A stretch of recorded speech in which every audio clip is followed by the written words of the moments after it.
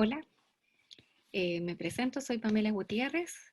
Voy a compartirles la pantalla para comenzar la clase que les vamos a proponer el día de hoy. Bueno, como les decía, soy Pamela Gutiérrez. Vamos a trabajar sobre la clase de vulneración a los derechos de las personas en situación de discapacidad desde una perspectiva de salud. Soy terapeuta ocupacional, un gusto saludarles. He trabajado en torno a estos temas de discapacidad desde mi formación del pregrado hasta mi formación doctoral y actualmente estoy dirigiendo el Departamento de Terapia Ocupacional y Ciencia de la Ocupación y es un gusto poder acompañarlos en su asignatura de Medicina y Derechos Humanos.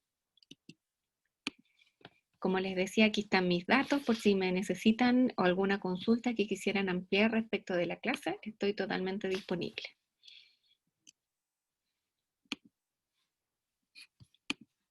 Bueno, lo que vamos a ver hoy tiene que ver con una caracterización de la población de las personas en situación de discapacidad física y psíquica, la situación de salud, que es un poco complejo de manejar respecto de los datos, aspectos que vinculan a la vulneración de los derechos de las personas en situación de discapacidad y respuestas institucionales y herramientas para la atención en salud con un enfoque de derecho.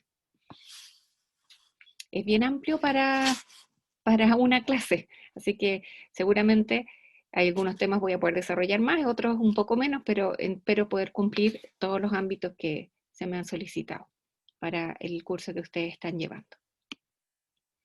Una cosa importante para comenzar es que el concepto de discapacidad remite a, esta es una definición de la Convención de los Derechos de las Personas con Discapacidad, que la reconoce como un concepto que evoluciona, que tiene una contextualización cultural y que por base, digamos, principal de las conceptualizaciones más actualizadas y consensuadas, es que se establece en la interacción entre la persona que presenta una condición, una diversidad, con las barreras, y ya sean actitudinales o físicas o institucionales o políticas, que limitan su participación plena y efectiva en la sociedad en igualdad de condiciones. Por lo tanto, la discapacidad no está centrada en la persona como principio y fin de su condición, de su diversidad, de su diferencia, sino que está en una interacción con lo social, con los contextos culturales sociales concretos. Y en esto vamos a ir viendo que se empiezan a presentar a lo largo de la historia y también como parte de nuestra realidad actual, enfoques en discapacidad. Por ejemplo, disculpen, hay un error de tipeo, el modelo de presidencia que sitúa a las personas como en discapacidad como personas que tienen poco que aportar a la sociedad, por lo tanto, respuestas como institucionalización están dadas a ese modelo que hoy día existe también en nuestro país, el modelo rehabilitador, que se enfoca en la recuperación de la función respecto a un modelo de normalidad de lo que es un cuerpo que es capaz para funcionar y operar en el sistema productivo, y que obviamente también aporta a las personas para poder recuperar sus funcionalidades, y el modelo social que centra más que la discapacidad en la persona, como hemos visto en el rehabilitador o en el de presidencia. Ahí veo otro error de tipo, a veces son mis diversidades. Es el modelo social respecto de que sitúa la discapacidad en el contexto social. O sea que más que centrarlo en la persona, son las condiciones que a mí no me permiten que pueda operar y participar en igualdad de oportunidades y en igualdad de condiciones que otros. O sea, si lo pongo en un ejemplo concreto, si yo tengo una rampa adecuada o tengo una vereda continua y plana, yo no tengo, aunque yo usara silla de ruedas, yo estaría en igualdad de condiciones para poder trasladarme de un punto A a un B, al igual como lo pueden hacer las personas que tienen otro tipo de ejercer su movilidad. Bueno, entonces acá algo importante que tenemos que tener en cuenta es que la Convención de los Derechos de las Personas con Discapacidad ha definido en su artículo 25 La convención es un organismo, es un parámetro internacional que da un resguardo específico a los derechos de las personas con discapacidad, que no, como que debe hacer precisión, porque sabemos que tenemos una convención de los derechos humanos de todas las personas, pero se ha hecho necesario crear una especificación respecto de la condición de las personas con discapacidad, porque remite a una situación de opresión diferente, o sea, mayor de vulneración de sus derechos. Entonces, Chile, la convención se publica o se consensúa y se difunde a partir del 2006. En el año 2008, Chile la ratifica como un instrumento que Chile se va a poner bajo esta ente o sea, de política internacional. Entonces nosotros después, acá tenemos los parámetros de salud, que es donde yo me voy a concentrar para esta clase. Los estados que adscribieron, en los cuales se encuentra Chile, como les comentaba, reconocen que las personas con discapacidad tienen derecho a gozar el más alto nivel posible de salud sin discriminación por motivo de discapacidad. Los estados, por lo tanto, van a tomar las medidas pertinentes para asegurar ese acceso, considerando cuestiones de género, incluida la rehabilitación relacionada a la salud. Yo esta presentación la hice más centrada en el artículo 25, que es de salud, pero el 26 es de habilitación y rehabilitación. Por temas de tiempo-espacio me quise concentrar en un aspecto porque no era difícil en media hora poder abarcar más. Algo importante, bueno, aquí puse un compañero gato, porque creo que algunos son gatuelos, y como yo, que me acompañan en esta presentación, es que los estados proporcionarán a las personas con discapacidad programas y atención en salud gratuitos o a precios accesibles de la misma variedad y calidad que para todas las otras personas, incluyendo salud sexual reproductiva, aspecto que sabemos que en la población general está bastante restringido, y salud pública.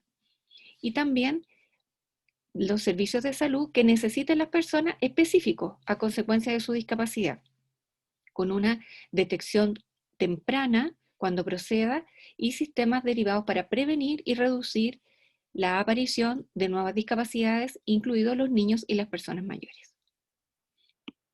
Otro aspecto de este articulado, y aquí me acompaña para los fanáticos de los perritos un can, proporcionarán estos servicios lo más cerca posible de las comunidades de las personas con discapacidad. Entonces se debe acceder a zonas rurales. Eso es lo que está señalado en la convención. Y se exigirá a los profesionales de salud, y aquí nos interpela a nosotros y nosotras, que presten a las personas con discapacidad atención de la misma calidad que las demás personas, sobre la base de un consentimiento libre y informado, ¿ya? Entre otras muchas formas, mediante la sensibilización respecto a derechos humanos, lo que estamos haciendo acá, la dignidad, el valor de toda vida en la diversidad que presente, la autonomía, referido a que se debe considerar la toma de decisiones de las personas en todo ámbito de su vida, independiente de su condición de condición de salud o especificación de su discapacidad, ya sea física, mental, sensorial, intelectual, la autonomía, la toma de decisiones sobre su vida, las necesidades de las personas con discapacidad a través de capacitación, promulgación de normas éticas de atención en el ámbito público y privado. Se prohibirá la discriminación contra las personas con discapacidad en la prestación de seguros de vida, cosa que actualmente hoy en Chile no ocurre, porque hay restricciones de preexistencia en el caso de personas con discapacidad para ingresar a salud privada, por ejemplo. Cuando esto estén permitido en la legislación nacional, y velarán por esos seguros que presten de manera justa y razonable. E impedirá que se niegue de manera discriminatoria servicios de salud o atención en salud o alimentos sólidos o líquidos por motivos de discapacidad. Nosotros, como les comentaba, esta convención se elaboró el año 2006, se ratificó el 2008 y Chile tiene su ley el 2010. cuyo objetivo es asegurar el derecho de igualdad de oportunidades de las personas con discapacidad con el fin de obtener su plena inclusión social, asegurando el disfrute de sus derechos y eliminando cualquier forma de discriminación fundada en discapacidad. Aquí les dejo el link porque pueden mirar que ahí también hay un articulado de salud y rehabilitación, pero que no voy a hacer alusión en esta presentación. Ahora, ¿qué caracteriza a las personas con discapacidad en general? Respecto de la Encuesta Nacional de Discapacidad 2 del año 2015-16, la ENDISC, que se abrevia así, se estima que en población de mayor de 18 años se cuenta con un porcentaje de un 20% de personas con discapacidad, ¿ya?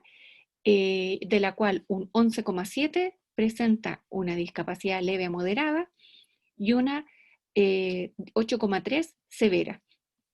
Este dato puede parecer alto respecto a los indicadores mundiales que están alrededor del 15% en el Informe Mundial de Discapacidad, pero refiere también al concepto que se utiliza en la encuesta cuando se le señala a la persona respecto a la discapacidad, a la consulta, si hay alguien que vive en este lugar o su hogar por personas con discapacidad, y remitía a un periodo breve, no de larga duración. No recuerdo si eran 30 días, pero eso pudiera ser un indicador de que este porcentaje esté un poquito más alto, porque los conceptos que se utilizan son distintos. Bueno, referido a esta misma encuesta, respecto de personas en situación de discapacidad, de población adulta, la encuesta también hace un desagregado por infancia, pero yo les voy a presentar población adulta en esta clase. Me voy a colocar por acá para no molestar los datos. Por situación y grado de discapacidad. Y por sexo. Aquí tenemos leve moderada. En general, bueno, una mayor porcentaje más o menos del 51-48 leve moderada. Después tenemos la severa con mayor presencia en mujeres, como para tener algunos datos. Después tenemos los porcentajes de personas adultas en situación de discapacidad por tipo. Y aquí es el dato que les puedo aportar respecto de la discapacidad física, refería alrededor del casi 37%, ceguera casi 12%, sordera 8,2%, dificultad intelectual 5,4%, y psiquiátrica 4,1% y del habla 3,7%. En otros datos que fui revisando para esta clase, la OMS lo configura con estos otros porcentajes para que ustedes tengan diferentes parámetros de información. Datos que nos refiere la CACEN, que es otra fuente de información respecto de datos más antiguos, del 2013, señalan estos porcentajes de discapacidad que dan un total como de un 6,97 de condiciones de larga duración o permanente. Lo digo porque tiene que ver con los conceptos, como les decía antes, pero que nos van dando datos respecto de cómo se maneja la información de las personas con discapacidad y que no tenemos un dato censal. No podemos tener, no se incluyó, fue una recomendación. Yo estuve participando en la Comisión Asesora Presidencial del gobierno, segundo gobierno de Michelle Bachelet, y se hizo una recomendación a que en el censo se incluyera al menos una pregunta, porque iba a permitir dar un dato que iba a remitir a una información que se podía localizar, territorializar de mejor manera, porque las encuestas no son censales, como la que les estaban presentando. Bueno, ya hemos venido hablando un tiempo y yo he usado conceptos, pero se los quiero ir explicitando para que ustedes puedan irlos dialogando posterior a esta clase. Posicionamientos y conceptos claves en la relación con las personas con discapacidad respecto del, si usamos persona con discapacidad, persona en situación de discapacidad. La clase se nos ha nombrado en situación de discapacidad, la convención nos habla de personas con discapacidad.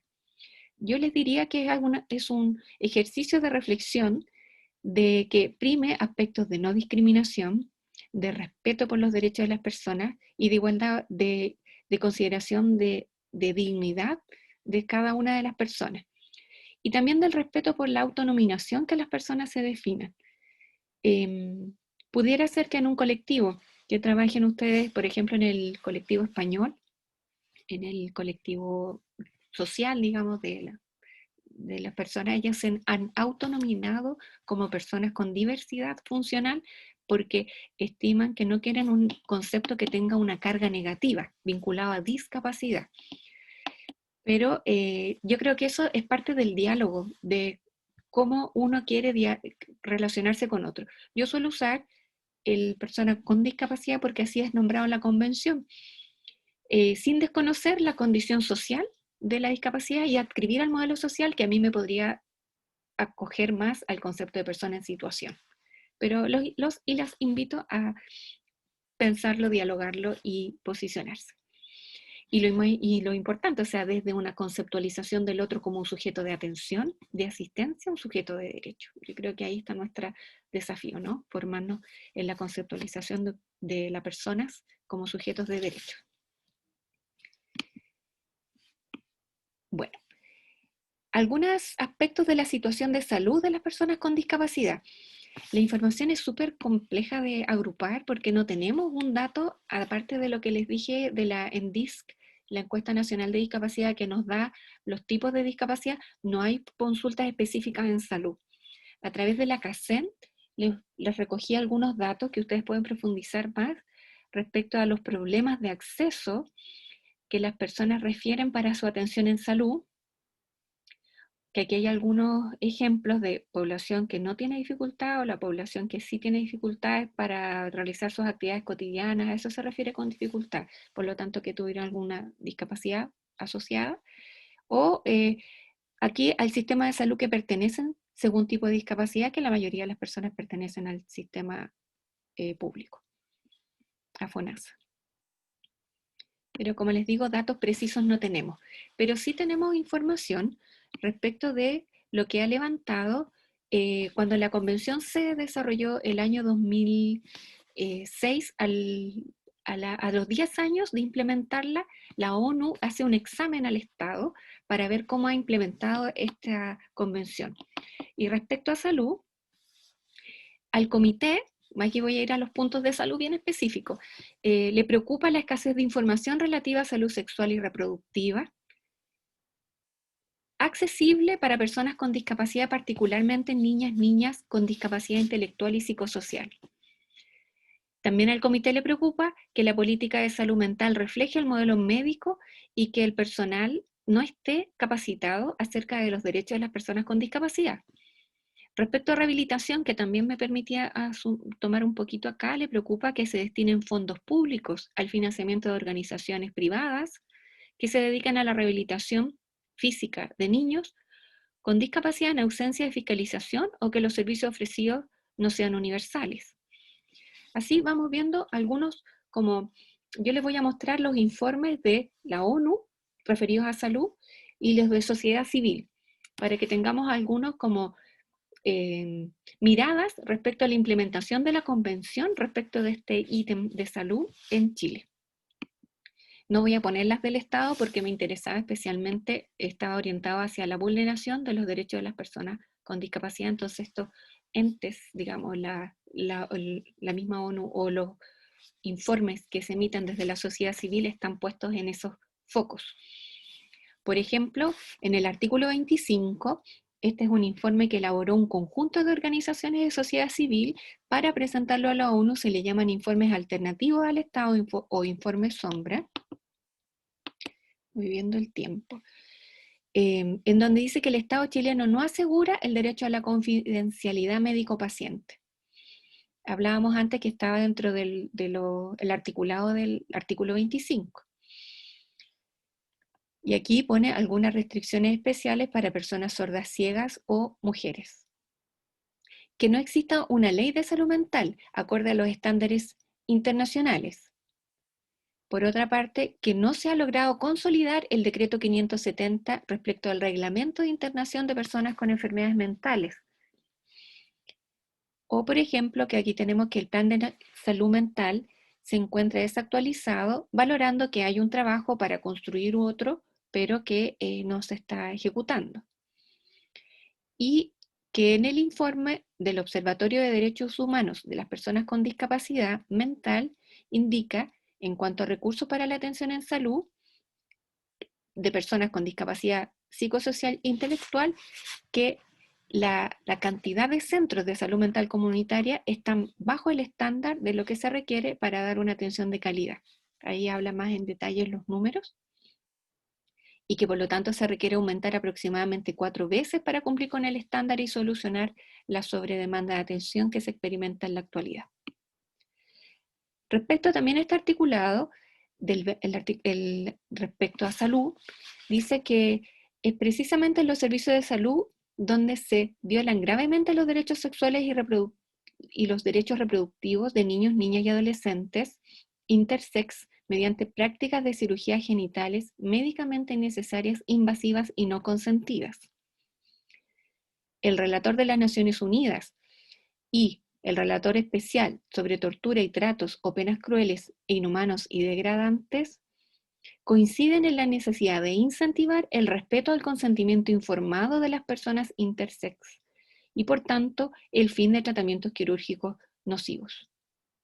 Por su parte, la prestación de servicios de salud en el sistema público presenta una barrera a la comunidad sorda y con discapacidad visual, a las mujeres y niñas sordas y ciegas, entre otros. El sistema de atención administrativa del personal de salud no cuenta con los recursos ni adaptaciones para las personas sordas, hipoacúsicas o ciegas.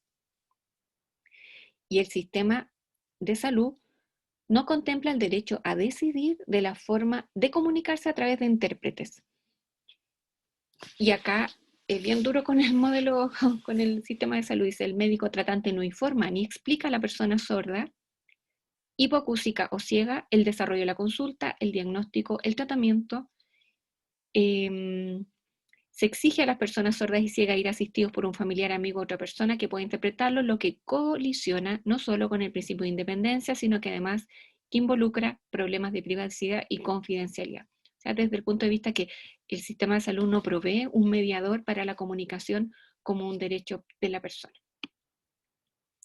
Acá tenemos un ejemplo de un estudio que se realizó, ahí tienen el link, de brechas en la atención primaria en salud de personas en situación con discapacidad. Este estudio se hace aquí en Chile y analiza distintos centros de atención primaria. Por ejemplo, dice que las dificultades que presenta, esto ya lo voy a sintetizar a los aspectos donde se vulnera, están señaladas respecto al tiempo y espacio. Tiempos de espera, tiempos y condiciones de espera que restringen el derecho a la salud, tiempos de atención muy acotados, no diferenciados y no priorizados para las personas con discapacidad, y dificultades físicas como no tener acceso a rampas, baños o box o baja iluminación. Otro aspecto que se reproduce desde lo que hablábamos antes, de los datos que no están a nivel comunal, no se tienen datos específicos de quiénes son, dónde viven, cuántos, ni con qué quiénes, entonces con ese dato, cómo operamos para poder dar una atención priorizada a las personas que viven en nuestro territorio. Por otro lado, tenemos funcionarios que abordan la discapacidad desde enfoques de prescindencia, acercamiento compasivo, rehabilitador, pero desde el punto de vista de observar más la falta que la potencialidad, con baja formación, sin protocolos de atención, sin recursos de evaluación. Se señala, aquí voy a hacer una alusión a mi disciplina, que no existe por definición que existan terapeutas ocupacionales en los equipos de APS, y eso existe ocasionalmente. Por otra parte, otro aspecto que da brecha a la atención en salud es que las personas cuentan con cuidadoras, mayoritariamente mujeres, quien en ellas se expresan condiciones de vulneración, ya que no pueden trabajar, tienen altos costos en su salud para desarrollar su rol y no cuentan con redes institucionales para realizarlo. Por lo tanto, se ven afectadas de manera como parte de este sistema de vulneración de derechos. En este estudio se valora muy positivamente la atención domiciliaria y la entrega de insumos, y se señala un aspecto que está vinculado como al entorno del consultorio, que es muy difícil llegar a la consulta, porque no son priorizados, entonces deben acceder a las mismas filas o horas que demanda la atención general, y hay dificultades en el transporte, las calles no son accesibles, y eso y hay dificultades en la atención de las personas con discapacidad psíquica al no ser considerados por el personal de administración y no reconocerlos en sus necesidades. Entonces, como podemos ver en este estudio, hay altas vulneraciones respecto de lo que es la atención en salud de las personas con discapacidad, pero hay cosas que uno dice son muy posibles de abordar. Si se cuenta con la información, si se educa, no son necesariamente situaciones que son costosas, sino que son más bien educativas, que permitan abordar y modificar los sistemas de atención en salud para las personas con discapacidad desde una perspectiva de derecho. La respuesta institucional que se ha dado a nivel nacional, como yo les comenté, en la ley 20.422 hay un lineamiento de una bajada de la convención hacia nuestra realidad local. Sin embargo, considero en mi apreciación que la ley no interpreta en su totalidad la convención, pero es un avance sin duda. Ha habido informes de aquí les compartí antes que pertenecía a este equipo de trabajo, que va por artículo dando propuestas de brecha y de propuestas, entonces podría ser de interés para ustedes ver los aspectos de salud. Existe un plan nacional y existen instituciones, que eso es lo que les voy a comentar ahora brevemente. Por otra parte, tenemos la respuesta de la sociedad civil, que nos da respuesta a lo que me habían señalado, pero creo que que debe ir de la mano de la comprensión de la perspectiva de derecho. Y este eslogan que quizás ustedes ya conocen, el nada de nosotros y nosotros, sin nosotros y nosotras, que es algo que el colectivo de la discapacidad ha hecho ver y que es necesario que si uno piensa en la atención en salud debe dialogar con las organizaciones de ese territorio para dar una atención en salud pertinente a las organizaciones de las personas con o en situación de discapacidad que pertenecen a ese sector en donde me voy a desempeñar como parte del equipo de salud. Entonces la respuesta desde un enfoque de derecho tiene muchas facetas y desde las institucionales vamos a ver, aquí este es un aporte que me dio una amiga que tenía esta propuesta. Tenemos CENADIS, que tiene el Servicio Nacional de Discapacidad, cuyo fin es llevar a cabo, ¿no?, la igualdad de derechos, de oportunidades de las personas con discapacidad en todos los ámbitos de su participación, y cuenta con diversos programas que en un programa de salud, probablemente la asistente social, o si hubiese terapeuta ocupacional o equipo psicosocial, estaría al tanto para poder acercar estos recursos a las personas, pero que es bueno conocer aspectos de ayudas técnicas, inclusión educativa, estrategias que permitan la implementación de la estrategia de desarrollo local inclusivo, que contempla las distintas áreas de inclusión de las personas con discapacidad, no solo en salud. Aquí tenemos algunos otros aspectos que los podemos encontrar en otros servicios para las personas con discapacidad que son adultos mayores y que tienen distintos beneficios y servicios que están vinculados, me imagino, mayormente hacia lo que es los centros diurnos, las personas con discapacidad mayores o cuidados domiciliarios. Pero algo que me parecía importante, antes de ir cerrando ya, que la respuesta de la sociedad civil es muy importante para movilizar al Estado y movilizarnos a nosotros y nosotras respecto del ejercicio de los derechos. En esto, diversas organizaciones de y para personas con discapacidad han ido aportando y construyendo, pero nos encontramos con distintos enfoques, porque hay organizaciones que están centradas más bien en la caridad y otros en la perspectiva de derecho. Yo les quería compartir esta imagen que habla por sí misma, que es una imagen de la marcha de los derechos y reconocimiento constitucional de las personas con discapacidad que se efectuó el 3 de diciembre pasado, el año pasado, y aquí les dejo un link a una noticia que reporta las principales demandas, porque en la que es la experiencia internacional, el movimiento, la sociedad civil es la que ha movilizado los derechos de las personas con discapacidad y posicionado los temas que hacen desplazar las perspectivas más caritativas o asistenciales a las perspectivas de derecho tan necesarias en este ámbito de atención en salud que estamos revisando juntos hoy.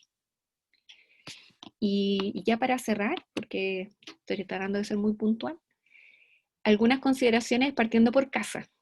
qué conceptos tenemos nosotros y nosotras en torno a las personas con o en situación de discapacidad, qué experiencia hemos tenido de compañeros de curso, colegio, universidad, familia, cómo proyectamos nuestra intervención, qué nos va a pasar, nos vamos a poder dar un sentido de derecho, de dignidad, la atención tan necesaria que se requiere para todas las personas y en particular a las personas con discapacidad. ¿Qué ejes de diferencia complejizan aún más la vulneración de derechos? Cuando además de tener una situación de discapacidad, se es niña, se es mujer, se tiene un origen de un otro país, se tiene una dificultad lingüística o se tiene escasos recursos económicos. Y cuán importante es en esto la autoformación, que va mucho más allá de lo que es la formación que nos pueda dar, porque está en el ámbito valórico de nuestro de nuestros aspectos actitudinales, de nuestros aspectos de nuestro ser, no de lo que sabemos. Podemos saber mucho en torno a esto, pero esto nos hace necesario reflexionar en los aspectos de empatía y no de hacer porque es, ¿cómo decirlo? Porque está bien hacerlo, sino que es porque se debe hacer. Está en la línea de los derechos, eso quería señalar. Por último, explicarles que todo el material bibliográfico preferí dejarlo a través de hipervínculos de esta presentación. Creo que lo hacía más fácil si hay algo que les interesaba ir directamente ahí. Y como les dije al comienzo, estoy disponible para consultas, dudas, contactos. Les dejé mi correo un poquito más adelante y estamos en contacto. Este tema los y las va a acompañar en su intervención y sería muy importante que pudieran seguir formándose, si tienen la inquietud, seguir ahondando y cualquier duda los acompaño en ese camino. Un gusto acompañarles, que estén muy bien.